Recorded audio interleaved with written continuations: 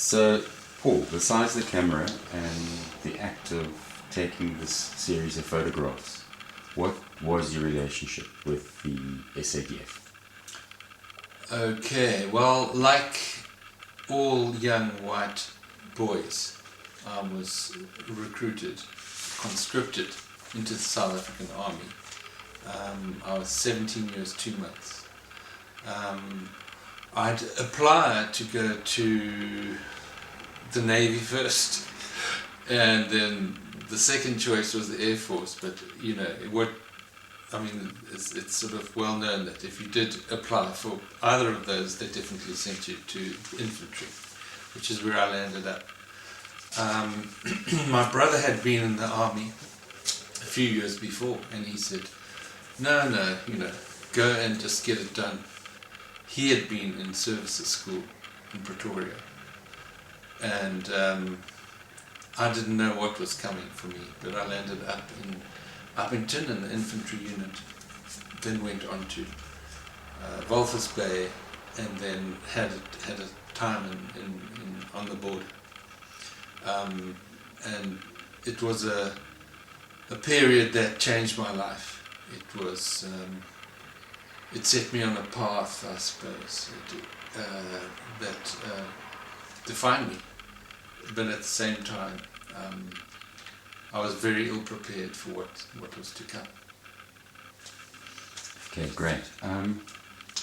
Now, looking at this incredible archive of recently unearthed photographs that are generally of conscripts and in training during basic training, and a number of other photographs dealing with the militarization of white South African males and females during the apartheid era.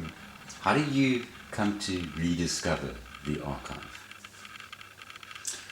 Well, so just to give you some context of how the archive began, is having done my military training, which I found unbelievably brutal. It was racist, it was anti-Semitic, and it just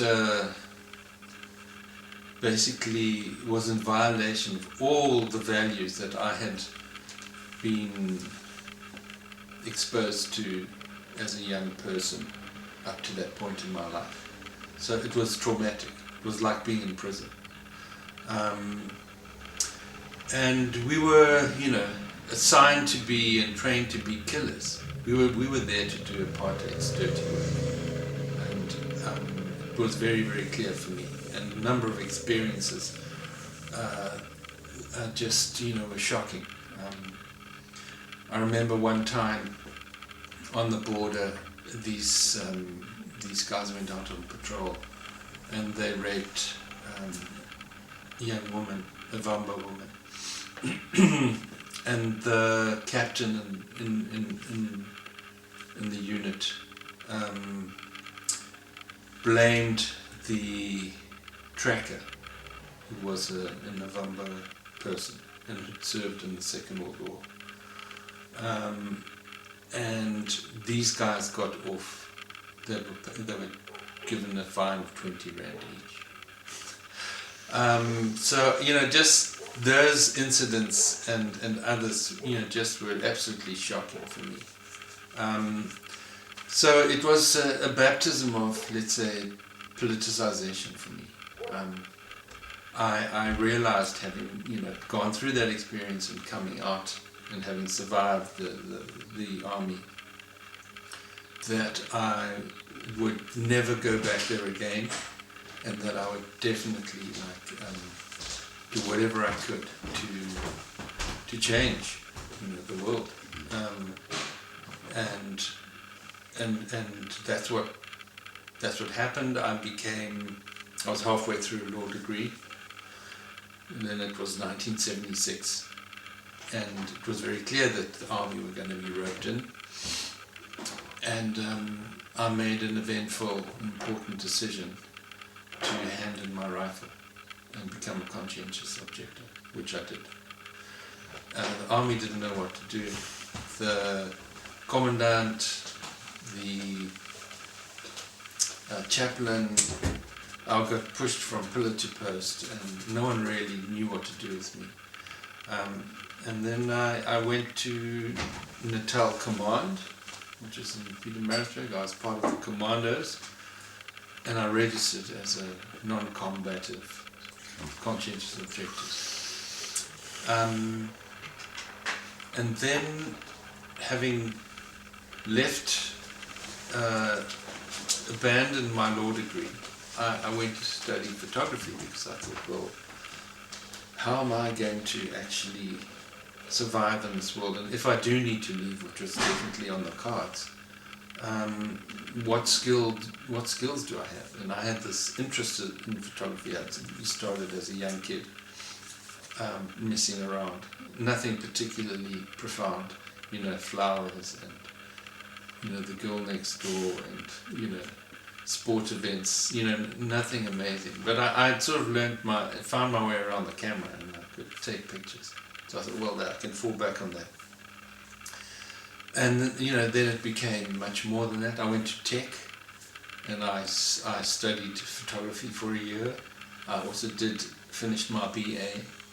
And then, that was it. I was now primed for the world. And I left for Johannesburg, for the big city, also to, get away from the army.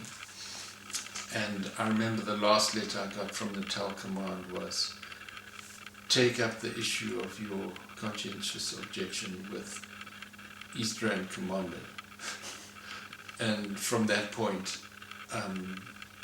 East Rand Commando and I never made contact, although they came to arrest me on a number of times.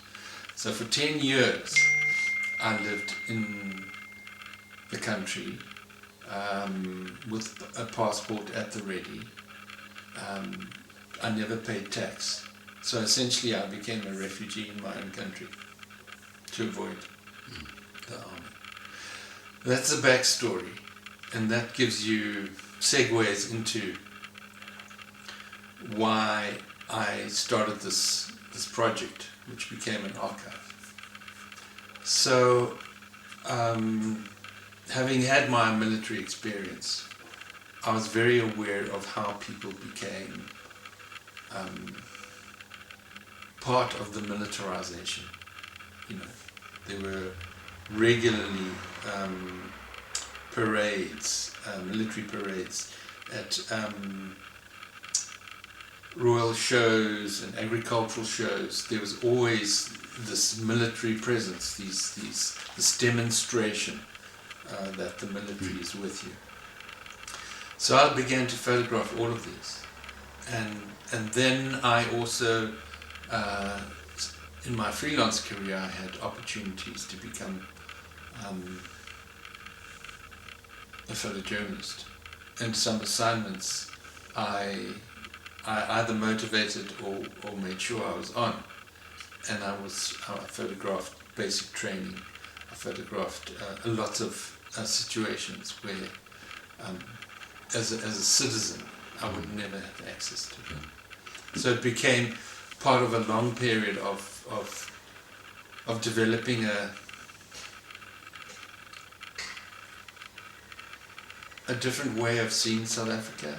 One for the record, one for my own survival, under the aegis of fighting back and showing the world what was going on in South Africa.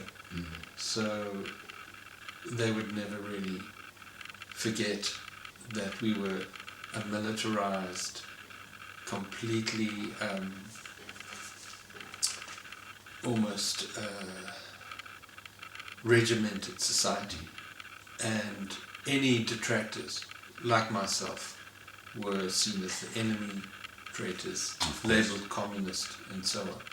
So I was, on a lone mission of survival, and very importantly to sort of assert my own values of what a decent society should be. And I think, Paul, in your case, you've created quite a rare document and an insight into this largely insularized, militarized space that was the SADF. Because for most men of our generation, we were sold the ideologies of the Rooi Gevaar, the Swart Gevaar, etc., and we were essentially stemming the tide of communism. So this archive adds to really disassembling that conversation and those ideologies in a very visual manner, but particularly in a contemporary space. And I'd like to ask you, how do you think the presentation, the exhibit of this archive resonates in a contemporary South African space? Because it jumps a number of decades and suddenly arrives and is presented in a very contested space in its own, in its own way, I suppose. So, these were images that I kind of assembled, and also through Afripix and the anti-apartheid movement, we made them available, and they got distributed throughout the country, throughout the world. They connected with campaigns like the ECC, conscription campaign, and they're part of that vocabulary. So I sort of felt I was making some contribution. But I was also, as time had moved on, and there was a kind of a groundswell of resistors who were taking a stand against going to the army. I felt part of a family,